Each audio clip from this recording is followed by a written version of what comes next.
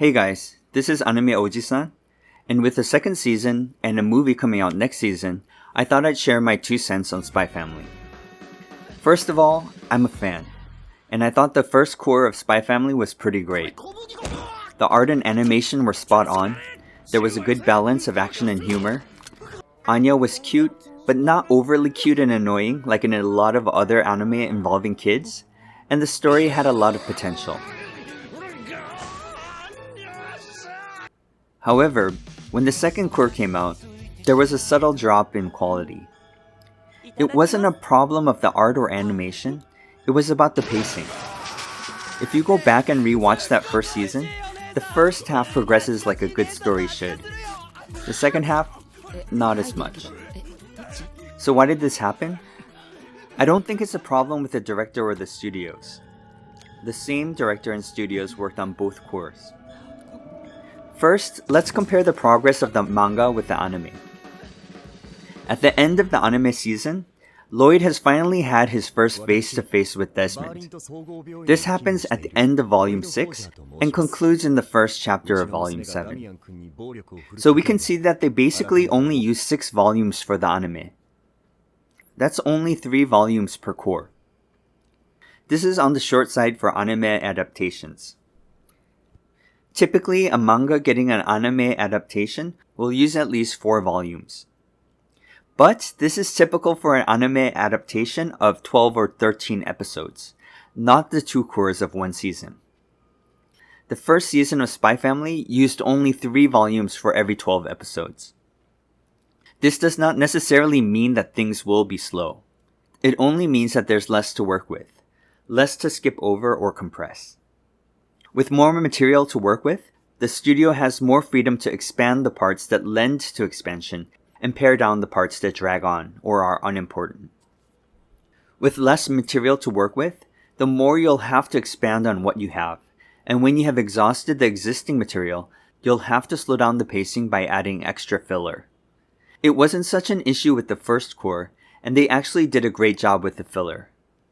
For example, in episode 5, Anya gets a reward for getting accepted to Eden Academy and wants to recreate a rescue scene from Bondman.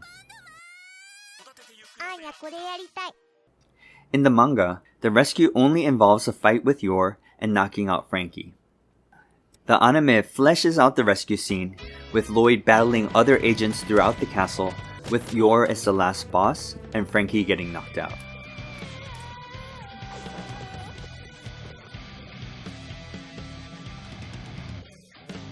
But did episode 12 feel a little out of place to you? In episode 11, Anya earned her first Stella and wants a dog as a reward. But then in episode 12, we forget about that completely and Lloyd takes the family to the aquarium, not as a reward for Anya, but to avoid suspicion. And then he wins a plush penguin that Anya loves, but again just to avoid suspicion. There is no mention of the Stella or getting a dog. The reason is because episode 12 is based on Extra Mission 1 from Volume 2 and Short Mission 1 from Volume 4. If they had wanted to include this extra material from the beginning, it would have made the most sense to put this as episode 7, where it is in the manga, and end the core with the original episode 11 because the second core starts with the Bond arc. My only guess is that they ran out of material for the first core, which is weird because they usually plan out everything beforehand, and so they retroactively decided to use the special mission as filler to deliver 12 episodes. In the second core, the lack of material becomes more of an issue because there was already a lot more filler content in the manga that doesn't progress the story at that point. Did the pacing feel slower to you, particularly in the middle of the core? The beginning of the core, Volume 4, the Bond arc, is covered in 3 episodes, and the end of the core, Volume 6, Tennis and Meeting Desmond, is also covered in 3 episodes. The middle 6 episodes cover Volume 5, which is already slow as hell, and half of 5 of those 6 episodes is short missions from various volumes or new anime filler. Again, the studios did a great job creating additional material, but filler is just filler.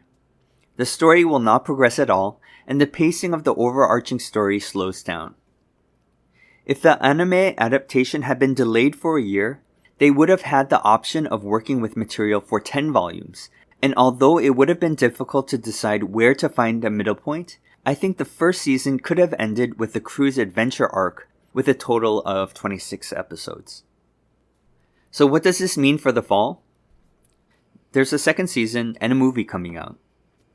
Anime production usually begins 6 months before the air date, so there should be around 5 volumes to work with, which is plenty for a one-cour season. There are some big story events that they can use to make it interesting, while relying less on story filler. Hopefully, this will mean that this season will be much better than the second half of last year's season. The movie is coming out in December, and will be based on original content written by Endo Tatsuya. I'm not so sure about releasing a cour and a movie in the same season, and just hope that neither suffers as a result.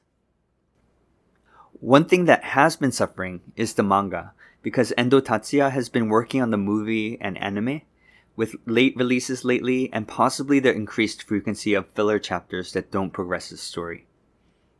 In conclusion, Spy Family is still good thanks to all the hard work of the people involved, but if they had just waited a year or even more to release that first season, it could have been even better.